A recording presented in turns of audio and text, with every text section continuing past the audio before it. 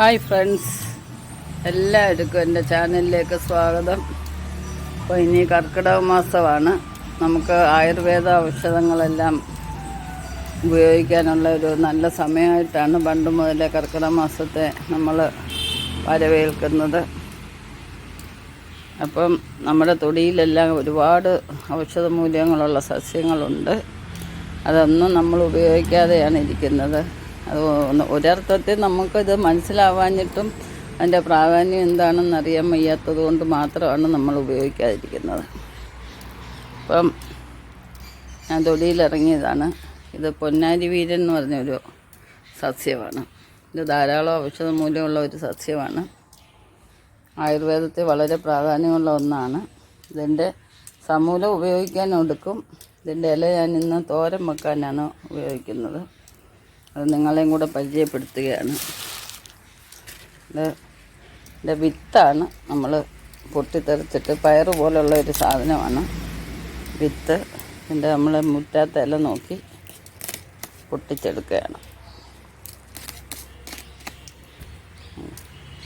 ഇങ്ങനെ നമുക്ക് പൊട്ടിച്ചെടുക്കാം. ചെറിയൊരു സ്മെല്ലുണ്ട്. ആ സ്മെല്ല് നമ്മൾ കൂട്ടാൻ വെക്കുമ്പോൾ ഒന്നും ഉണ്ടാകത്തില്ല. പറിക്കുമ്പോൾ ആ ഇലയുടെ ഒരു മണമാണ്. അപ്പോൾ ഇതുകൊണ്ട് നല്ലൊരു തോരനാണ് ഇന്ന് ഉണ്ടാക്കാൻ പോകുന്നത്.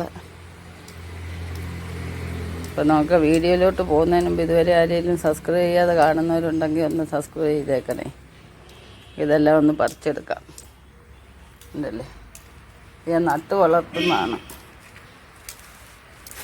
റോഡ് സൈഡിലൊക്കെ ഇഷ്ടം പോലെ ഉണ്ട് ഒരു ഇതാണ്.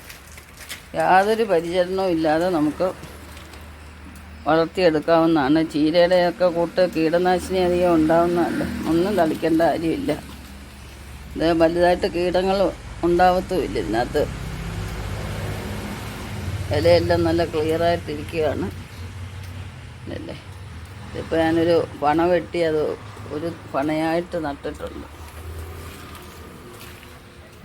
ഉണ്ടല്ലേ, കാരണം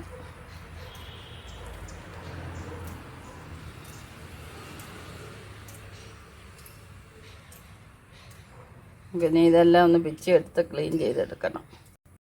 നമുക്ക് ആവശ്യത്തിനുള്ള ഇല പിച്ചെടുത്തിട്ടുണ്ട്. ഇനി ഇത് നല്ലപോലെ നമ്മൾ വെള്ളം ഒഴിച്ച് ക്ലീൻ ചെയ്തെടുക്കണം. ക്ലീൻ ചെയ്യുമ്പോൾ എപ്പോഴും അതിൻ്റെ അടിവശത്തെങ്ങാനും ചിലന്തി വലയോ വല്ലതും ഉണ്ടോ എന്ന് നന്നായിട്ട് നോക്കണം. ഏതില എടുത്താലും പ്രത്യേകം ശ്രദ്ധിക്കേണ്ട ഒരു കാര്യമാണ്. ചെറു പ്രാണികളൊക്കെ കൂട് വെക്കുന്ന ഇലയുടെ അടിഭാഗത്താണ്. അപ്പോൾ അത് നമ്മൾ വളരെ ശ്രദ്ധിച്ചില്ലെങ്കിൽ അത് നമുക്ക് ദോഷമായിട്ട് ഭവിക്കും. അതുകൊണ്ട് ക്ലീൻ ചെയ്യുന്നത് എത്ര സമയം എടുത്തായാലും നല്ലപോലെ നോക്കിയെടുക്കണം. ഇതിൻ്റെ പൂവും നല്ലതാണ്. ഇപ്പോൾ ഒരു പൂവേ വിരിഞ്ഞുള്ളൂ. അത് ഞാൻ പിച്ചെടുത്തിട്ടുണ്ട്. എൻ്റെ പൂവാണിത്. നല്ല ഭംഗിയുണ്ട്. നമുക്ക് ഇതിനകത്തോട്ട് വെള്ളം ഒഴിച്ച് കഴുകിയെടുക്കാം.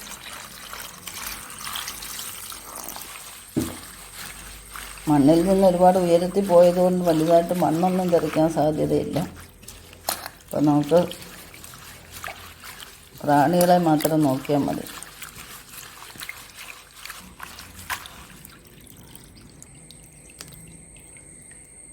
വെള്ളം വാലാൻ വെക്കാൻ നമുക്ക്. വെള്ളത്തോടെ അരിഞ്ഞു കഴിഞ്ഞാൽ ഒരുപാട് കൊഴിഞ്ഞു പോകും. തോരനൊന്നും തോന്നു കിട്ടത്തില്ല. ഒരു 10 മിനിറ്റ് ഇരിക്കുമ്പം തന്നെ ഇതിലെ വെള്ളമെല്ലാം വാർന്നു പോകും.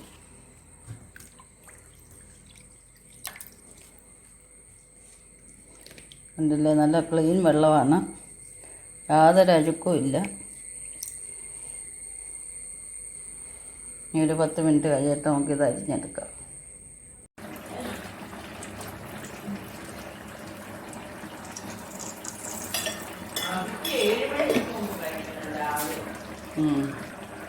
നമ്മുടെ പൊന്നാരി വീരനെല്ലാം നന്നായിട്ട് അരിഞ്ഞെടുത്തിട്ടുണ്ട്. കണ്ടില്ലേ, ഇനി നമുക്ക് ഉഴുന്ന കടുക് വറുക്കാം.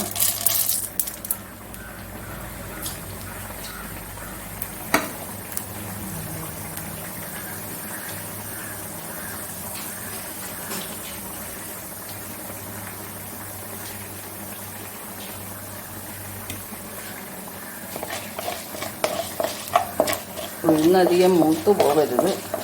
ഒരു ബ്രൗൺ കളറാകുമ്പോൾ നമുക്ക് ഇല ഇട്ട് കൊടുക്കാം.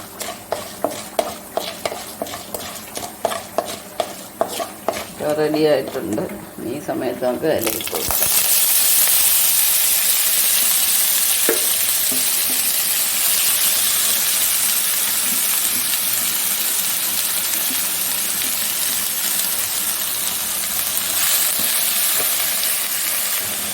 ഇലയൊന്ന് വാടിയതിന് ശേഷം നമുക്ക് ഉപ്പിട്ട് കൊടുക്കാം.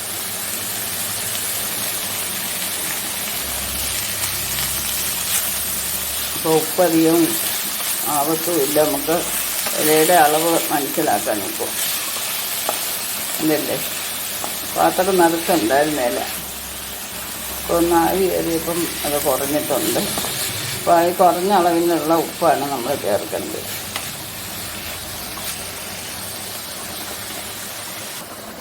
ഇല വാടിയിട്ടുണ്ട്. നമുക്ക് ഇതിൻ്റെ ചേരുവയും കൂടെ ചേർക്കാം. ചേരുവയ്ക്ക് ആവശ്യമായിട്ടുള്ള സാധനങ്ങളാണ് വെളുത്തുള്ളി, ജീരകം, ഇച്ചിരി പച്ചമുളക്, ചുവന്നുള്ളി, മഞ്ഞൾപ്പൊടി. നമ്മൾ മുളക് പൊടി ചേർക്കുന്നില്ല. അപ്പോൾ ഇത് നമുക്ക് ഇതിലോട്ട് ഇട്ട് കൊടുക്കാം.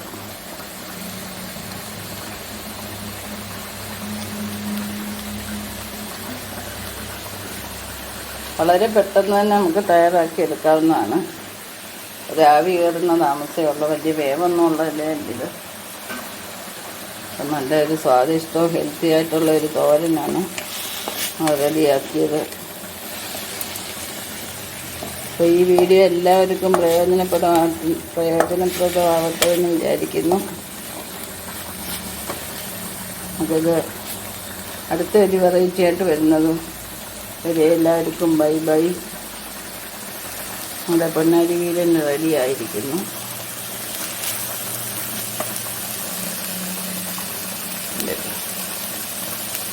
നെക്സ്റ്റ് ഒരു വെറൈറ്റി ആയിട്ട് അടുത്ത വീഡിയോ കാണാം. ശുഭദിനം ആശംസിച്ചുകൊണ്ട് ബൈ ബൈ.